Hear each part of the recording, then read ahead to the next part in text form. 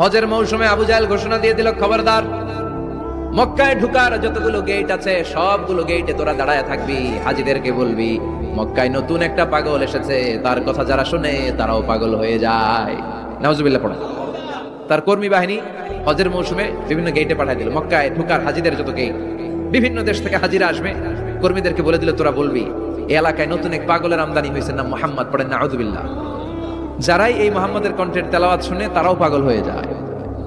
আদেশ অনুযায়ী কর্মীরা মক্কার গেটে দাঁড়িয়ে দাঁড়িয়ে হাজিদেরকে বললো, হাজি সাহেব হজে যান, জমজম খান, খেজুর খান, হজ করেন, সমস্যা নাই, কিন্তু নতুন এক পাগল আসছে, এই পাগলের নাম মুহাম্মদ, এই পাগলের কাছে যারা যায় হারাও পাগল হয়ে যায়।